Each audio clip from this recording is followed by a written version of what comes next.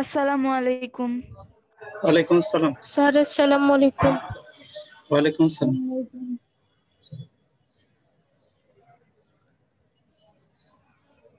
Sir আসসালামু আলাইকুম। ওয়ালাইকুম আসসালাম। স্যার আসসালামু আলাইকুম।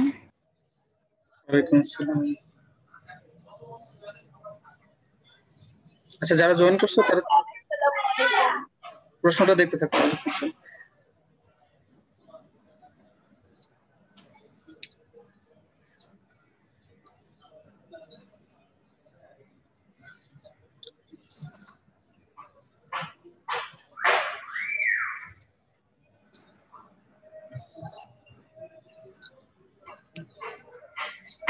যারা আসছে অলরেডি তারা প্রশ্নটা একটু দেখতে থাকো। স্যার আসসালামু আলাইকুম। ওয়ালাইকুম আসসালাম। স্যার আসসালামু আলাইকুম। ওয়ালাইকুম আসসালাম।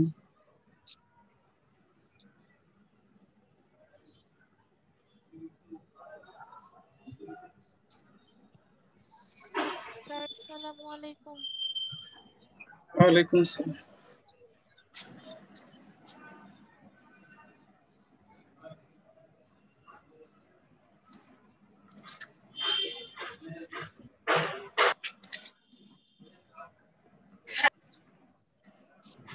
স্যার আসসালামু আলাইকুম। ওয়ালাইকুম আসসালাম।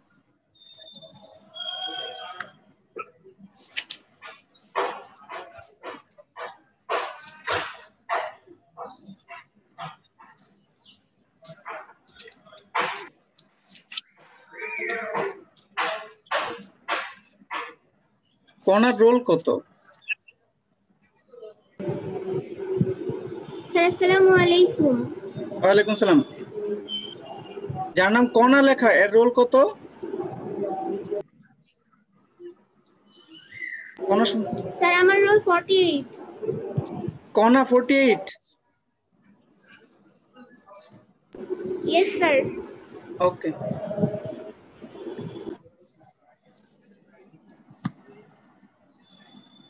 আচ্ছা, ঠিক আছে, প্রশ্নটা দেখা যাচ্ছে, আমরা শুরু করে দেই। আমি বলছিলাম স্পেশাল একটা প্রশ্ন। এই প্রশ্নটা হচ্ছে রাজশাহী বোর্ড 2019, লিখে রাখতে পারো, রাজশাহী 2019। এই প্রশ্নটা স্পেশাল বলার একটা কারণ আছে।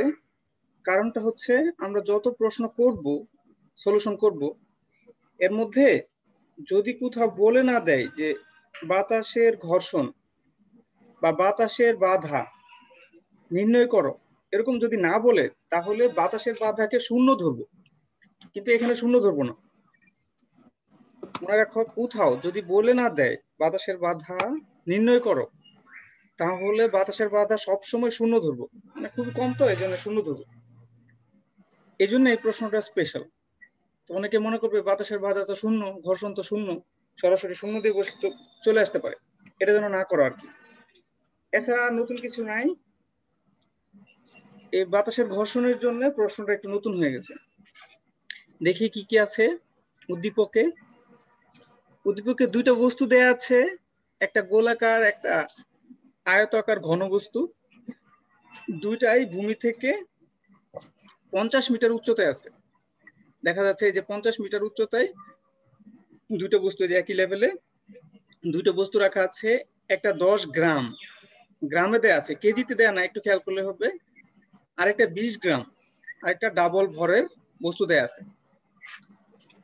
এখন আরো কিছু উদ্দীপকে আছে যে প্রথম বস্তুটার কার্যকরী বল, কার্যকরী বল আবার মনে করা দিব আমি, দেয়া আছে, এবং দ্বিতীয় বস্তুটার কার্যকরী বল দেয়া আছে, এবং কি বস্তু দুইটা একই সময়ে ছেড়ে দেওয়া হয়েছে।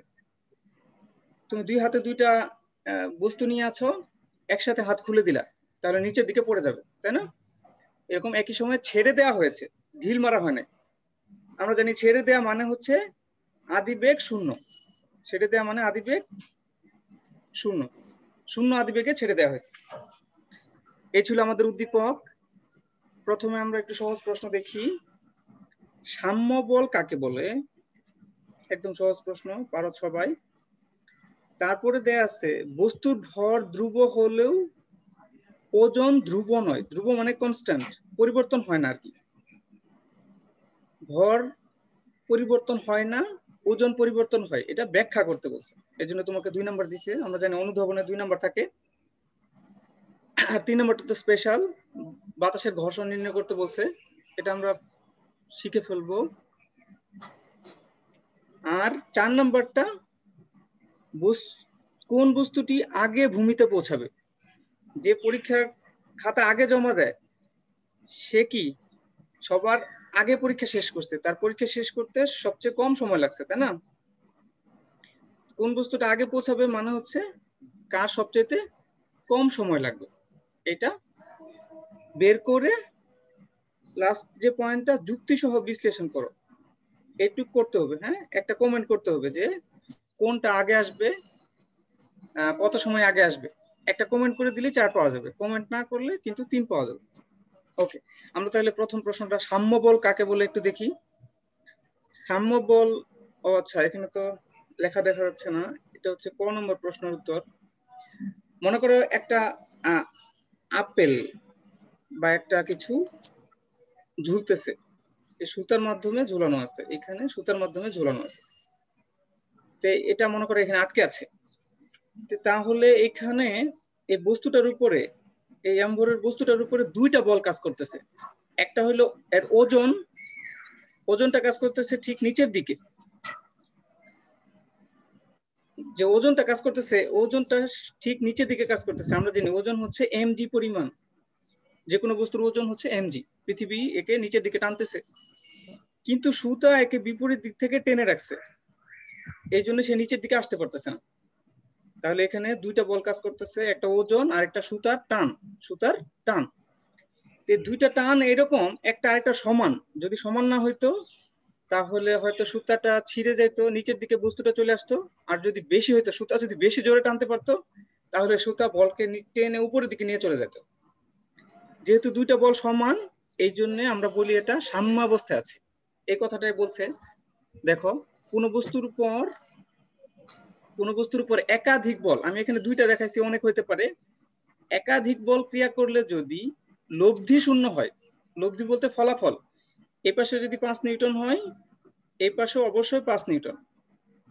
একটা প্লাস হলে আরেকটা মাইনাস, বিপরীত দিকে যেহেতু, তাহলে ফলাফল শূন্য। Plus 5 minus 5 equal 0।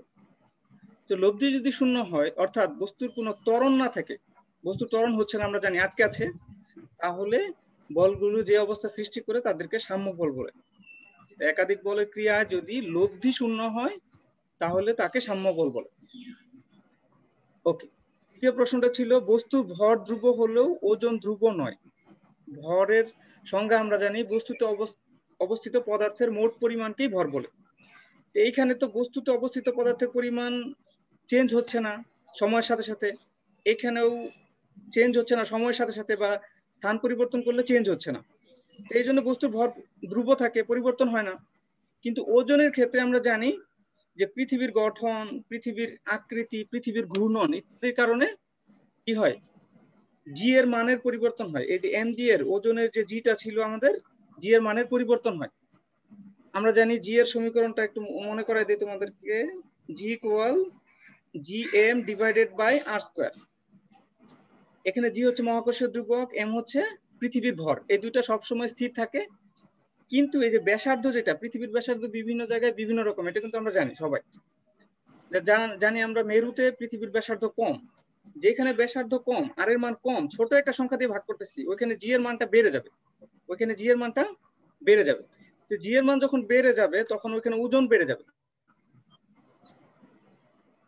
যেখানে জি এর মান বেশি সেখানে ওজন বেশি। তো ওজন বেশি হয়ে এই যে ওজন পরিবর্তন হয়ে যাবে। আবার যদি বিষুব রেখা নিয়ে আসি, ওইখানে পৃথিবী একটু বেশি চওড়া, ব্যাসার্ধ একটু বেশি, তাহলে এখন তো ওইখানে আর এর মানটা বড় সংখ্যা দিয়ে ভাগ করব, তাহলে জি এর মানটা তখন কমে যাবে। তো জি এর মানটা যখন কমে যাবে ওইখানে ওজনটাও কমে যাবে। আমরা থাকি বিষুবীয় অঞ্চলে, তা আমরা যদি এখানে কোনো কিছু মাপি, যে ওজন পাওয়া যাবে মেরুতে যদি নিয়ে যায় বরফের দিকে, ওজন অবশ্যই কি হয়ে যাবে, বেড়ে যাবে না কমে যাবে? আমাদের বাংলাদেশ থেকে যদি বরফের দিকে মেরু অঞ্চলে নিয়ে যায় কোন একটা বস্তুর ওজন বাড়বে না কমবে? কেউ একজন বলো। যেহেতু মেরুতে জি এর মান বেশি তাহলে বেড়ে যাবে, আর এর মান কমে গেলে জি এর মান বেড়ে যায়। তাহলে আমরা বলবো জি এর মানের তারতম্যের কারণে, এই ধরনের তারতম্য হওয়ার কারণে বস্তুর ওজনের পরিবর্তন হয়, কিন্তু পৃথিবীতে বা যে কোনো জায়গায় নিয়ে যাই বস্তুর ভরের কোনো পরিবর্তন হয় না, কারণ বস্তুতে অবস্থিত পদার্থের পরিমাণের কোনো পরিবর্তন হয় না। এবার হচ্ছে বায়ুর ঘর্ষণ বল নির্ণয় করবো আমরা। বায়ুর ঘর্ষণ বল নির্ণয় করার জন্য, আচ্ছা প্রথম বস্তুর জন্য বায়ুর ঘর্ষণ বল নির্ণয় করতে বলছে আমাদেরকে।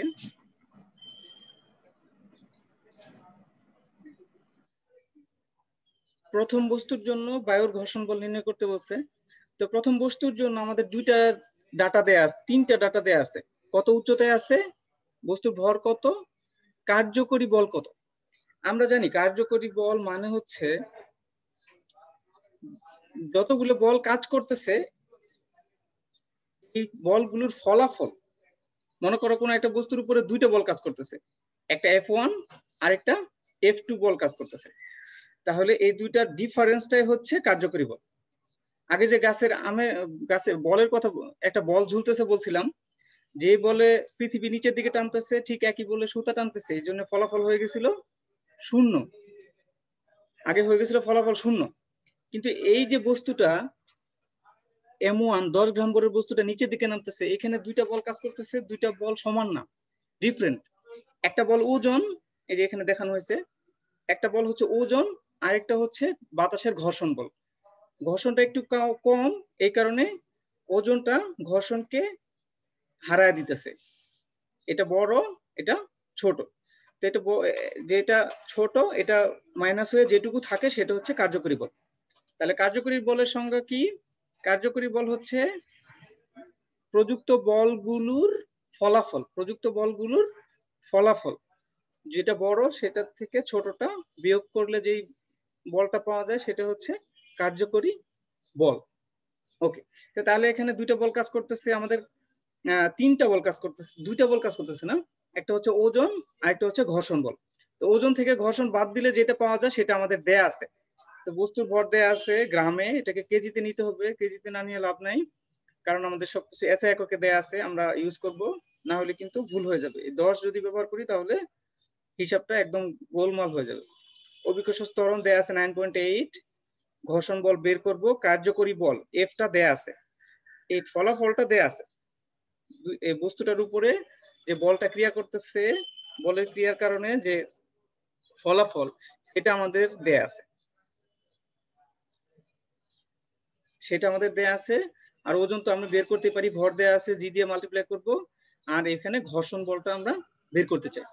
তাহলে এখানে এফ দেয়া আছে, ডাব্লিউ ইকুয়াল m1g, প্রথম বস্তুর জন্য ওজন নির্ণয় করতেছি। তাহলে এখন এফ ও জানা আছে, m1g ও জানা আছে, যদি বসাই দেই এফ এর মানটা বের হয়ে যাবে, বাতাসের ঘর্ষণ বলটা বের হয়ে যাবে। 9.8 কে 0.01 দিয়ে মাল্টিপ্লাই করে 0.078 উদ্দীপকে দেওয়া ছিল, এটা যদি বিয়োগ করে দেই তাহলে আমাদের ঘর্ষণ বল বের হয়ে আসবে 0.02 নিউটন। মনে রাখবা এটা। ওকে, এবার দ্বিতীয় প্রশ্নটা ছিল কোন বস্তুটা আগে ভূমিতে এসে পড়বে। কোন বস্তুর ভূমিতে এসে পড়তেছে পরন্ত বস্তু সূত্র, পরন্ত বস্তু সূত্র হইলেও এখানে যেহেতু আরেকটা আমরা বাতাসের ঘর্ষণ বলটাকে কনসিডার করতেছি, এই জন্য ত্বরণকে আমরা জি হিসাবে ব্যবহার করা যাবে না, ত্বরণটা পরিবর্তন হয়ে এ হয়ে যাবে, ত্বরণটা পরিবর্তন হয়ে এ হয়ে যাবে, কারণ আমরা জি পুরাটা কাজ করাইতে পারতেছি না, বাতাস আমাদেরকে বাধা দিচ্ছে। ওজন পুরাপুরি কাজ করলে তাহলে আমরা জি ব্যবহার করতাম, ওজন যেহেতু পুরোপুরি কাজ করতেছে না এই জন্য আমরা কার্যকর যে ত্বরণটা সেটা ব্যবহার করব, কার্যকরী ত্বরণটা ব্যবহার করব। তাহলে কার্যকরী ত্বরণ কিভাবে বের করব? নিউটনের দ্বিতীয় সূত্র থেকে এফ ইকুয়াল এম এ, তো এম কে যদি অন্য পাশে নিয়ে যায় তাহলে এ ইকুয়াল এফ বাই এম, প্রথম বস্তুর জন্য যদি লিখতে চাই সবগুলোকে 1 দিয়ে ডিনোট করে দিলাম। প্রথম বস্তুর ত্বরণ A1, দ্বিতীয় বস্তুর ত্বরণ, দ্বিতীয় বস্তুতে কার্যকরী বল F1, দ্বিতীয় বস্তুর ভর প্রথম বস্তুর কার্যকরী ভর M1। ওকে, এবার তাহলে প্রথম বস্তুর জন্য ত্বরণটা বের করে ফেললাম, খুবই সহজ। ক্যালকুলেটর বসালে হয়ে যাবে 0.78 মিটার পার সেকেন্ড স্কয়ার।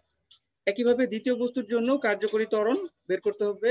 কার্যকরী বল বলে দেওয়া আছে, আয়তাকার ঘনবস্তুর জন্য 0.039 নিউটন ছিল, এটা আমরা দেখেছি, উদ্দীপকে দেওয়া ছিল। এখান থেকে আমরা দ্বিতীয় বস্তুর জন্য কার্যকরী ত্বরণ পাইছি 1.95, বিশাল ডিফারেন্স। 9.8 থেকে কত কমে গেছে, বিশাল কমে গেছে, অনেক কমে গেছে, অনেক বেশি বাধার সম্মুখীন হয়েছে বাতাসের কারণে।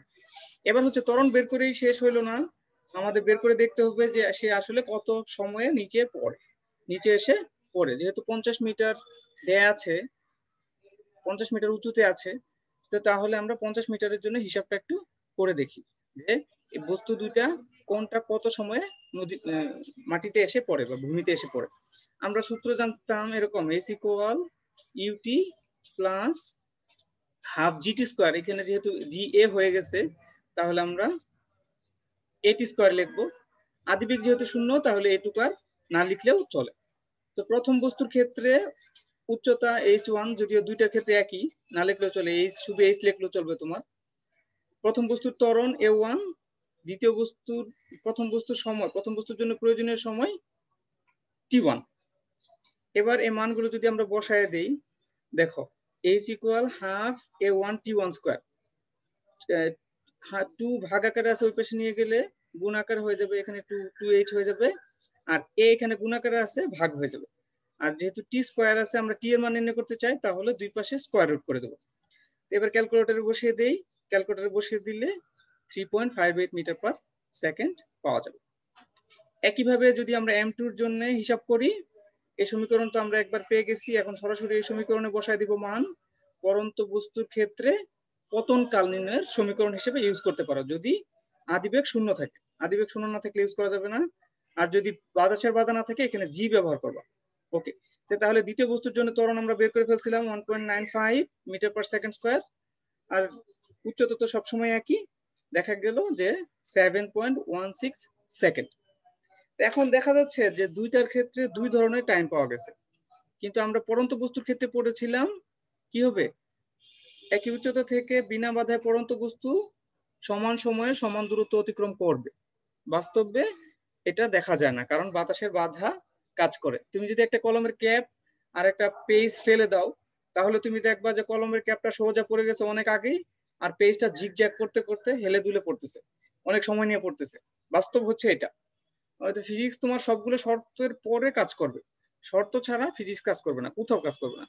এই জন্য আমরা দেখতে পাচ্ছি যে বাতাসের বাধা যখন কনসিডার করেছি তখন কি হয়ে গেছে, দুইটার মধ্যে অনেক ডিফারেন্স, একটা দ্বিগুণ। এটা দেখো অর্ধেক, বা এটা দ্বিগুণ, এটাকে দ্বিগুণ করলে এটা পাওয়া যাবে, মানে দ্বিতীয় বস্তুটা মাটিতে এসে পড়তে দ্বিগুণ সময় লাগাবে।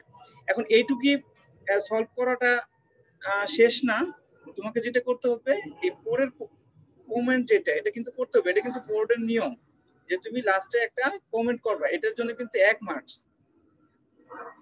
4 নম্বরের প্রশ্নে একটা কমেন্ট করতেই হবে, না হলে মার্কসটা তুমি পাবা না। তাহলে উপরিত গাণিতিক বিশ্লেষণ হতে দেখা যাচ্ছে যে T1 is smaller than T2, অর্থাৎ ব্যাম বস্তুটি আগে ভূমিতে পৌঁছাবে। তুমি যদি শুধু এটুকু লিখে দাও তাহলেও কমেন্ট করা হইলো, ঠিক আছে। মোট কথা তোমার বিশ্লেষণের পরে একটা কিছু বলতে হবে, যেটা বিশ্লেষণটা যদি তুমি বুঝতে পারছো এটা বোঝা যায়, ঠিক আছে। তুমি যদি অন্য কোনো ভাবে করো সেটাও ওকে, উঠাও, তোমাকে নিষেধ করা হবে না।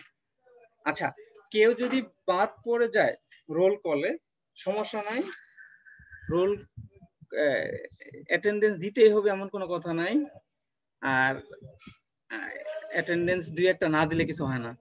যায় আবার যদি তুমি করো, তোমাদের পেজে লিখতে থাকো আমার রোল এত, আমার রোল এত, এটা বাজে দেখা যায়, ঠিক আছে। আমি এক্ষুনি রোল কল করে তোমাদেরকে ছেড়ে দিচ্ছি, তোমরা একটু আনমিউট করে নাও। প্রথম 5 জন, মানে আমি 1 ডাকলে 5 পর্যন্ত আনমিউট করে রাখবা যেন সুবিধা হয়, ঠিক আছে। ওকে, রোল 1 আসো। জি স্যার আছি। ওকে, রোল 2 2 অ্যাবসেন্ট, রোল 3 জি স্যার আছি। 4 5 6 7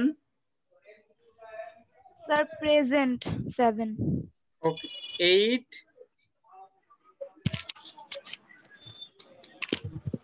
9 10 11 জি 12 স্যার আছি। 11 12 13 14 জানি 14 15 16 17 18 প্রেজেন্ট স্যার। 19 20 21 22 23 24 25 26 27 28 29 30 জি স্যার আছি। 31 আচ্ছা 31 32 present sir. Yes sir. 33 present sir. 34 yes sir. 35 36 sir. 37 38 39 yes sir. 40 yes sir. 41 42 yes sir. 43 44 45 46 47 present sir. 48 49 50 51 52 present sir. 53 54 55 56 আর কেউ আছে 56 লাস্ট না